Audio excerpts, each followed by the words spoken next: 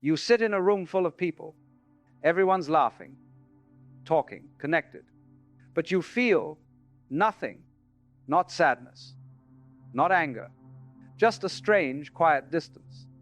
Like you're watching a movie you've already seen 1,000 times.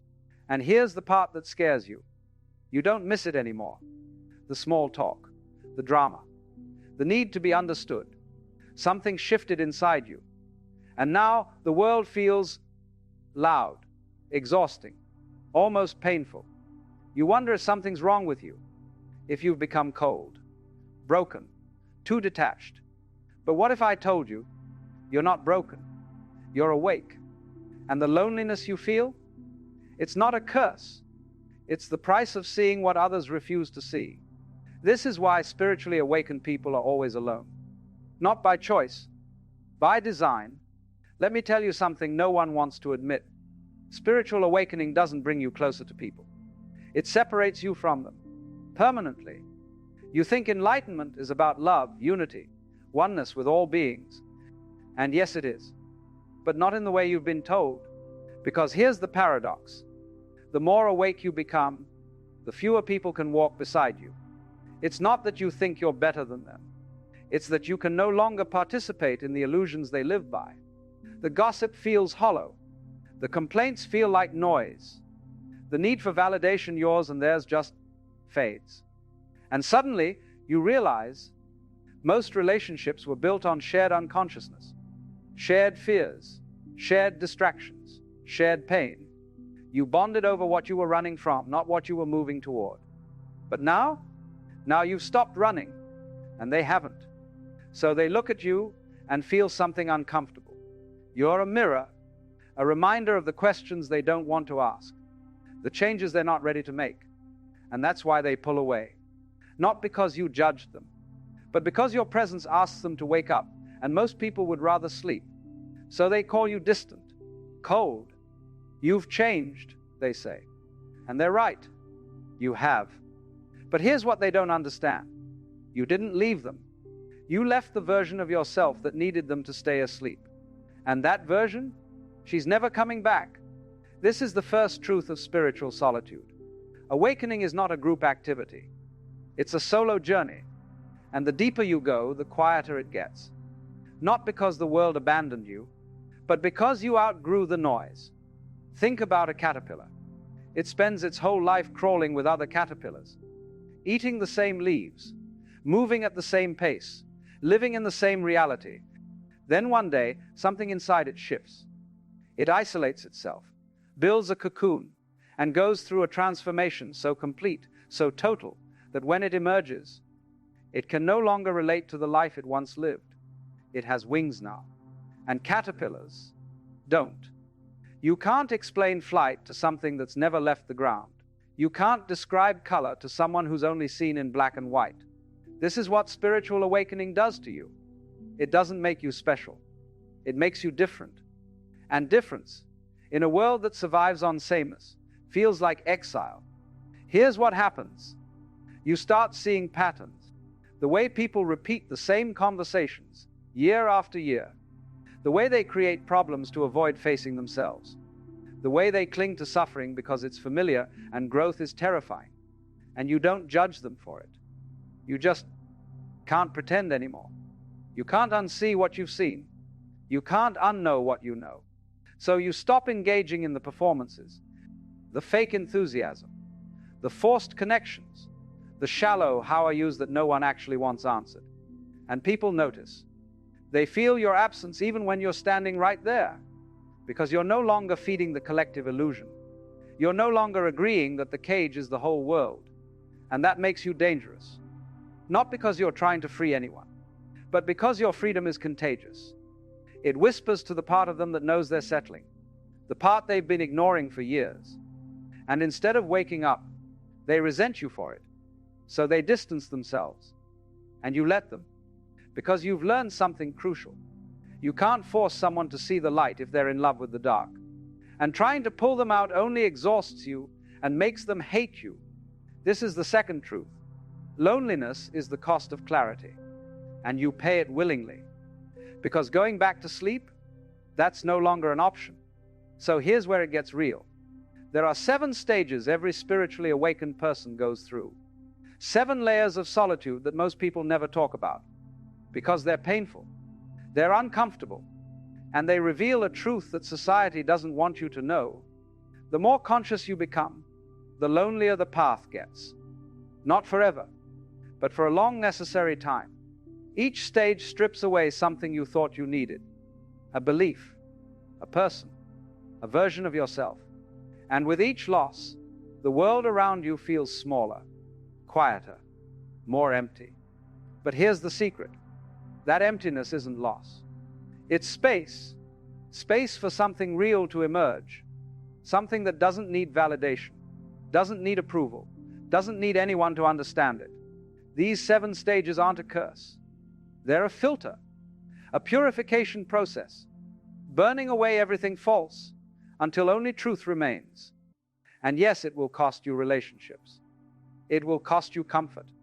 It will cost you the person you used to be. But what you gain? Freedom. The kind of freedom most people never even know exists, because they're too afraid to be alone with themselves, too afraid to sit in silence and hear what their soul is trying to say. But you've already crossed that threshold. You've already felt the loneliness. And now you're about to understand why. Why the conversations feel empty. Why the connections feel shallow. Why even the people you love feel distant. It's not them. It's not you. It's the gap between where you are and where they still are. And that gap, it's widening. So let me walk you through it, stage by stage, truth by truth, until you see that the loneliness you've been feeling isn't a mistake. It's a message, a sign that you're exactly where you're supposed to be, even if it feels like you're the only one there. Let's begin with the first stage, the one that starts it all. The stage where you realize most people are asleep and you can't wake them up.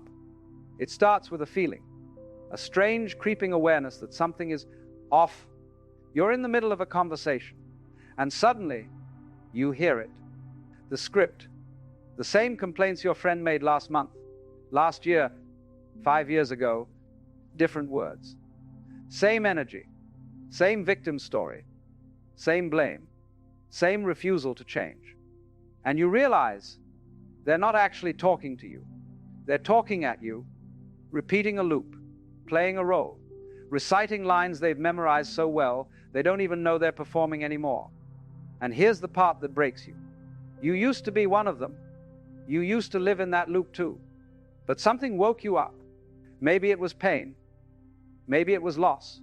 Maybe it was just... But whatever it was, you can't go back. You try. At first. You try to care about the drama, the gossip, the surface level problems that used to consume you. But it feels like watching a rerun of a show you've already outgrown.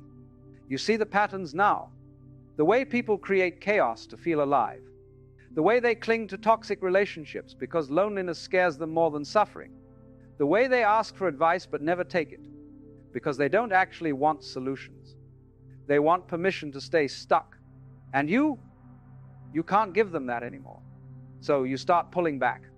Not dramatically. Not with anger. Just quietly. You stop engaging in the endless cycles. You stop pretending you don't see what's really happening. And people notice. They say you've changed. That you're not fun anymore. That you're too serious now. And maybe they're right. Because you've tasted something they haven't. Awareness. And once you see the matrix, you can't unsee it. This is the first stage of spiritual solitude. You become aware that most people are living on autopilot, and you can't pretend to be asleep anymore just to make them comfortable. So you stop, and the loneliness begins. Not because you're judging them, but because you're no longer playing the game. And in a world where everyone's asleep, the one who's awake will always feel alone. But here's the truth they won't tell you. That loneliness, it's not isolation. It's initiation. The universe is separating you from the noise so you can finally hear your own voice. Now comes the hardest part. The part no one warns you about. You have to let yourself die. Not physically, but the person you were, the identity you built, the version of you that everyone knows and loves, that person has to go, and it feels like grief. Because it is grief. You're mourning someone who's still breathing. You're mourning yourself, the you who laughed at jokes that aren't funny anymore, the you who tolerated disrespect to keep the peace, the you who shrunk to make others feel big. That version of you, she's gone. And the people around you, they want her back. They miss the old you, the one who was always available, always agreeable, always willing to dim her light so they could shine. But you can't be her anymore, because she was never real. She was a survival mechanism, a mask you wore so well, you forgot it wasn't your face. And now that you've taken it off, you realize how exhausting it was to wear, how much energy it took to be someone you're not, how much of your life you lost pretending, and you feel angry, not at them, at yourself, for waiting so long, for giving so much, for accepting so little. But anger is just grief in motion. It's the soul's way of saying, never again. So you start setting boundaries, real ones, and people lose their minds. They say you're selfish now, cold, different, and you are. Because you finally chose yourself. And in a world that taught you to choose everyone else first, that feels like betrayal. But here's the truth. The people who are upset about your boundaries are the ones who benefited from you having none. Read that again. They didn't love the real you. They loved the useful you, the one who said yes when she meant no, the one who stayed quiet when she should have spoken, the one who gave and gave and gave until there was nothing left. And when you stopped, they didn't ask why. They just left. And that's when you realize most of your relationships were transactional. They needed something from you. And when you stopped providing it, the love disappeared. This is the second stage. You lose people. Not because you pushed them away, but because you stopped pretending. And pretending was the only thing holding you together. So you grieve. You grieve the friendships that weren't real, the love that was conditional, the family that only accepted the version of you they created. And yes, it hurts, but it also clears the way for something true. And then, nothing. The noise stops. The phone stops ringing. The invitations dry up. And you find yourself in a place you've never been before. Complete silence. No distractions. No drama. No one needing you. Just you. Alone with your thoughts. Alone with your truth. And it's terrifying. Because for the first time in your life, you can't run. There's nowhere to go. No one to save. No crisis to solve. No relationship to fix. The chaos you've been using to avoid yourself, it's gone. And now you're face to face with the one person you've been running from all along. You. This is the void. The space between who you were and who you're becoming. And it feels empty. Like you've lost everything and gained nothing. Like you made a terrible mistake. Like maybe you should go back. Apologize. Pretend. Put the mask back on. But you can't. Because once you've tasted freedom, captivity becomes unbearable. So you sit in the silence, and you wait for what you don't know, but something inside you whispers, this is necessary. This emptiness, it's not punishment. It's preparation. The universe is clearing out the old, so the new can enter. But first, you have to learn to be alone, not lonely. Alone, there's a difference. Loneliness is wanting someone to fill the void. Aloneness is realizing there is no void. There's just space. Sacred, quiet, infinite space. And in that space, you start hearing things you couldn't hear before. Your intuition, your truth, your soul's whisper. The voice that's been drowned out by everyone else's opinions, expectations, and demands. It's been waiting for you. Waiting for the world to get quiet enough. For you to get still enough. To finally listen. And when you do, everything changes. Because you realize you were never alone. You were just finally meeting yourself. The real you, not the people pleaser, not the performer, not the one who molded herself to fit. The one who was always there. Underneath the noise. Underneath the fear. Underneath the need to be loved by people who didn't even know you. This is the third stage, the void, the silence between worlds. It feels like death, but it's actually birth. You're not losing yourself. You're finding yourself, and that requires being alone. Deeply, uncomfortably, sacredly alone. Because the relationship you're building now, it's not with them. It's with you.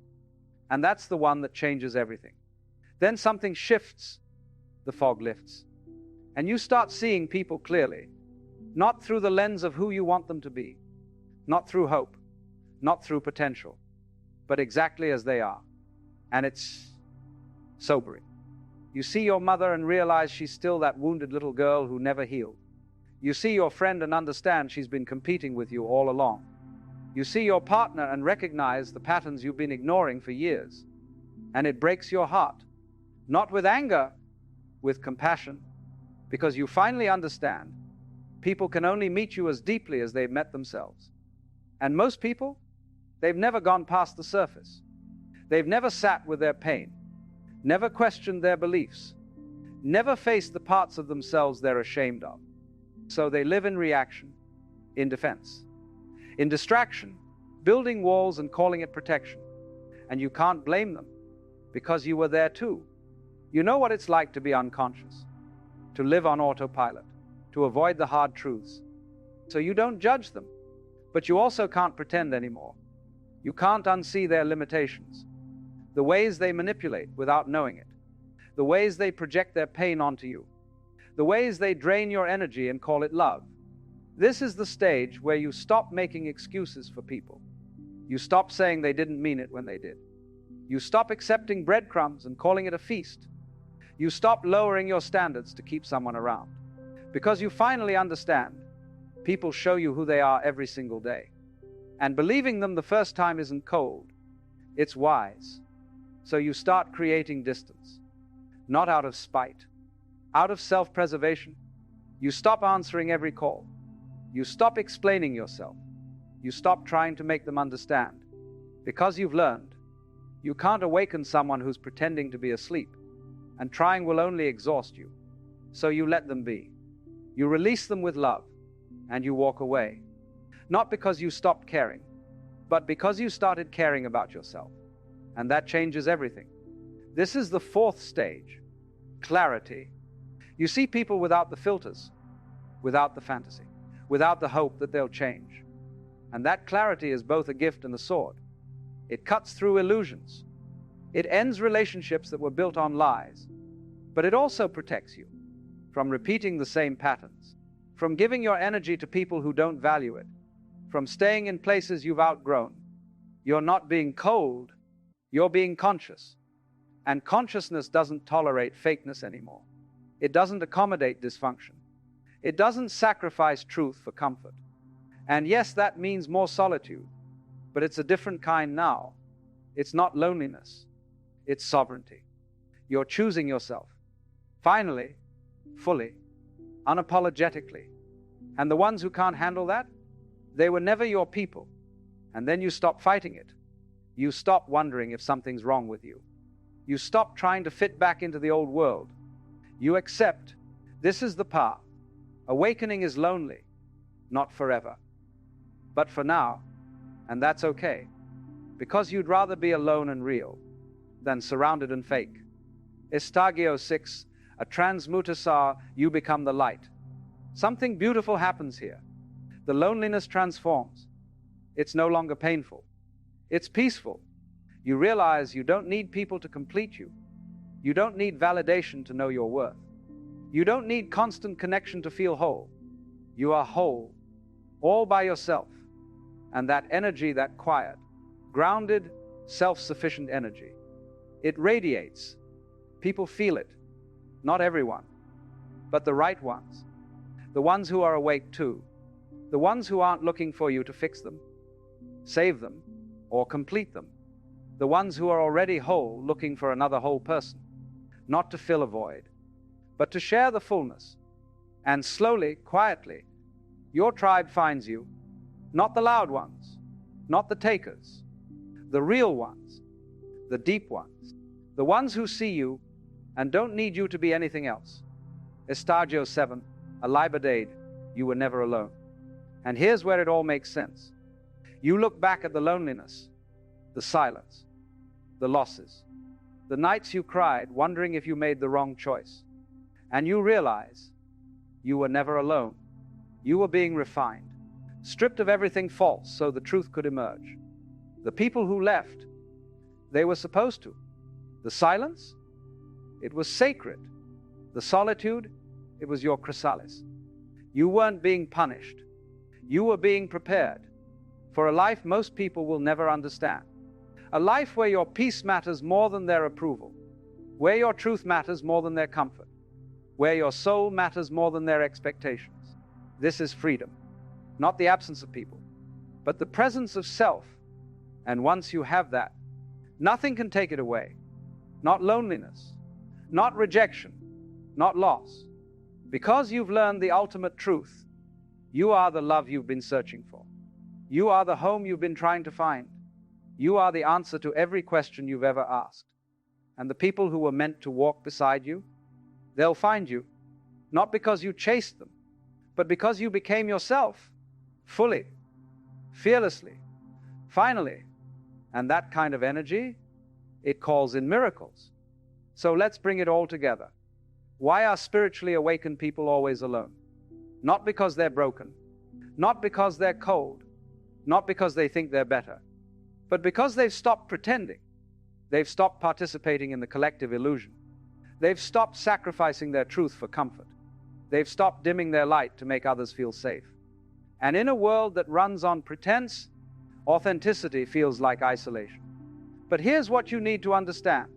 That solitude you're feeling, it's not rejection, it's redirection. The universe isn't punishing you, it's protecting you from relationships that drain you, from connections that were never real, from a version of yourself that was slowly dying trying to please everyone else. You weren't meant to fit in. You were meant to wake up, and waking up means walking alone until you find the others who are awake too. Here's the truth they don't teach you. Loneliness is not the opposite of connection. It's the birth of it. Real connection can only happen between two people who've learned to be whole alone. Two people who don't need each other, but choose each other. That's the difference. Most relationships are born from lack. Two halves trying to make a whole. Two voids trying to fill each other. But you're not half anymore. You're complete. And that completeness, that's what makes you untouchable. Not isolated, free to love without losing yourself, free to connect without compromising your truth, free to walk away from anything that asks you to be smaller. So if you're reading this and feeling alone, know this: you're not lost. You're found. You've found yourself. And everything else? Everything real? It's on its way. Because the universe doesn't leave its awakened ones in the dark. It surrounds them with light. But first, you had to become the light. And you did. So stand in your solitude like it's sacred ground. Because it is. You are not alone. You are becoming. And becoming, that's a holy thing.